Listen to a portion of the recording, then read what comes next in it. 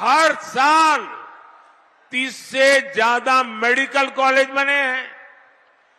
10 साल पहले global ranking में हमारे 4-5 इंस्टीट्यूट आते थे। आज दर्जनों इंस्टीट्यूट ग्लोबल रैंकिंग में भारत के नाम है। आज भारत दुनिया का तीसरा बड़ा स्टार्टअप इकोसिस्टम है। आने वाले 5 साल में हम भारत को ग्लोबल एजुकेशन, रिसर्च और स्किल डेवलपमेंट का हब बनाता देखेंगे। अब हम भारत को स्पेस में, डिफेंस में, सेमीकंडक्टर में, ड्रोन और मैपिंग जैसे अनेक सेक्टर में आगे बढ़ा रहे हैं। इसका सीधा लाभ हमारे नौजवान बेटे बेटियों को होगा। साथियों, बीजेपी आपकी एस्पिरेशंस को समझती है, आपकी आकांक्षाओं को समझती है।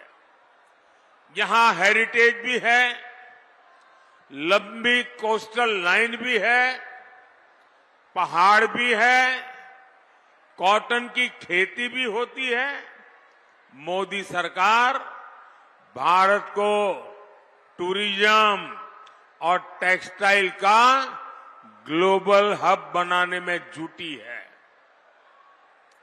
इसलिए आधुनिक कनेक्टिविटी पर, पब्लिक ट्रांसपोर्ट पर अभूतपूर्व खर्च किया जा रहा है। 10 साल में के पहले देश के 4-5 शहरों में ही मेट्रो की सुविधा थी। आज देश के 20 से ज्यादा शहरों में मेट्रो पहुंच चुकी है। कोलकाता मेट्रो का हम तेजी से विस्तार कर रहे हैं। कोलकाता मेट्रो के पास अब पहली अंडर वाटर मेट्रो होने का भी गौरव है। अभी हमने वंदे भारत ट्रेनें देखी। आने वाले 5 सालों में देश के ज्यादातर शहर वंदे भारत से जुड़े हुए होंगे। आने वाले 5 साल में हम इलेक्ट्रिक बसों का, इलेक्ट्रिक मोबिलिटी का विस्तार होता देखेंगे। ये नए भारत का नया ट्रांसपोर्ट तो होगा ही, ये नौकरियों का भी नया दौर लेकर आएगा। भाइयों और बहनों, मोदी जब विकसित भारत बनाने में जुटा है तो वो विकसित बंगाल के बिना संभव नहीं है। बंगाल को फिर वो पुराना गौरव दिलाना जरूरी है। जब ये देश का कल्चर और इकोनॉमिक सेंटर था, बंगाल के बारे में जब भी मैं गुरुदेव रविंद्रनाथ ठाकुर की ये पंक्तियां सुनता हूं, गर्व से भर उठता हूं। गुरुदेव ने कहा था, बांग्लार माटी, बांग्लार जल, बांग्लार वायु, बांग्लार फल, पुण्य हो, पुण्य हो, पुण्य हो के पुण्य हो गए भगवान। मैं अपने उच्चारण दोष के लिए आपसे क्षमा प्रार्थी रहूंगा, लेकिन आप भी मानेंगे इन पंक्तियों में बंगाल की महानता के दर्शन होते हैं। दुर्भाग्य ये कि सीपीएम और टीएमसी की पॉलिटिक्स ने बंगाल को बर्बाद कर दिया है। ये सिर्फ पार्टियां 2 है, इनकी दुकान एक ही है और दुकान में सामान भी एक ही है। टीएमसी और लेप इंडी अलायंस में है।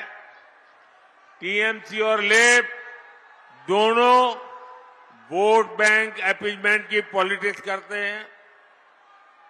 इन दोनों पार्टियों ने पश्चिम बंगाल को करप्ट सिस्टम दिया, तोलाबाजों का सिस्टम दिया और सबसे बड़ी बात, ये दोनों पार्टियां एंटी डेमोक्रेसी है। पंचायत हो, विधानसभा हो, लोकसभा हो, कोई भी इलेक्शन बंगाल में बिना खून खराबे के पूरा नहीं होता। यहां गणतंत्र बचाने के लिए पहरा देना पड़ता है। यहां मानवता की सेवा करने वाले संतों ने अपनी आवाज उठाई तो उनका जीना मुश्किल कर दिया। उनको गालियां देने आने लगी, उन पर हमले होने लगे। ये टीएमसी का टेरर मॉडल है और अब ये देश के सामने एक्सपोज हो रहा है। साथियों, यहां संदेश खाली जैसी शर्मनाक वारदातें आम है, जहां पहले बहनों बेटियों के साथ अत्याचार किया जाता है और फिर शाहजहां शेख जैसे पापियों को बचाने के लिए गंदे खेल खेले जाते हैं। जो टीएमसी सरकार लॉ एंड ऑर्डर जैसा बेसिक काम नहीं कर सकती, उसे सजा देना जरूरी है। टीएमसी की पॉलिटिक्स रक्ता कटो पॉलिटिक्स है। टीएमसी करप्ट इकोसिस्टम को आगे बढ़ाती है। टीएमसी की सारी पॉलिटिक्स वोट बैंक के लिए है। इसका ताजा उदाहरण हमने कुछ दिन पहले ही देखा है। साथियों, टीएमसी ने पहले असंवैधानिक तरीके से 77 मुस्लिम जातियों को ओबीसी घोषित कर दिया था। लेकिन अब जब हाईकोर्ट का फैसला आ गया तो इनके लिए किराए पर पानी फिर गया। अब हाईकोर्ट का फैसला तो इन्हें मानना ही पड़ेगा। इनकी साजिश पर ब्रेक लग गया है। लेकिन फिर भी मुसलमानों को खुश करने के लिए टीएमसी सरकार ये कह रही है कि वो हाईकोर्ट का फैसला नहीं मानेगी। साथियों, सीएए को लेकर टीएमसी जिस तरह सफेद झूठ बोल रही है, ये पूरा देश देख रहा है। बंटवारे से पीड़ित हमारे जो साथी दूसरे देशों में रह गए थे, जिन्हें भारत ने भरोसा दिया था कि उन्हें भारत की नागरिकता देंगे, क्या उन्हें हम अत्याचार सहने के लिए ऐसे ही छोड़ दे क्या? मोदी ये नहीं होने दे सकता।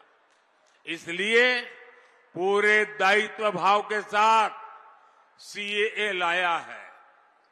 ये नागरिकता देने का कानून है, ये नागरिकता छीनने का कानून नहीं है। लेकिन टीएमसी इसे लेकर भी भ्रम फैलाती रहती है। किस लिए? सिर्फ और सिर्फ अपने वोट बैंक को डराने के लिए, ताकि वो टीएमसी का खेमा न छोड़े। साथियों, टीएमसी और सुशासन का दूर दूर तक कोई नाता नहीं है। बंगाल में सुशासन दूरबीन से खोजने पर भी नहीं मिलता। बंगाल में सुशासन माइक्रोस्कोप से तलाशने पर भी नहीं मिलता। मोदी ने पूरे देश में 12 करोड़ परिवारों तक नल से साफ पानी पहुंचाया है। लेकिन बंगाल में लोग आज भी आर्सेनिक वाला पानी पीने के लिए मजबूर है। मोदी शहरों में गरीबों और मिडिल क्लास को पक्के घर दे रहा है। मोदी रेरा कानून लेकर आया ताकि बिल्डरों की मनमानी न चले। लेकिन बंगाल में सरेआम माफिया को जमीनें दी जा रही हैं। नियमों के विरुद्ध कंस्ट्रक्शन हो रहा है। मोदी गरीबों के लिए सस्ते सिलेंडर की योजना चला रहा है। इससे यहां के लाखों बहनों को लाभ हो रहा है। लेकिन टीएमसी सरकार इसमें भी रोड़े अटका रही है। साथियों, देश में करीब 6 करोड़ बुजुर्ग हैं जिनकी आयु 70 वर्ष से ऊपर है।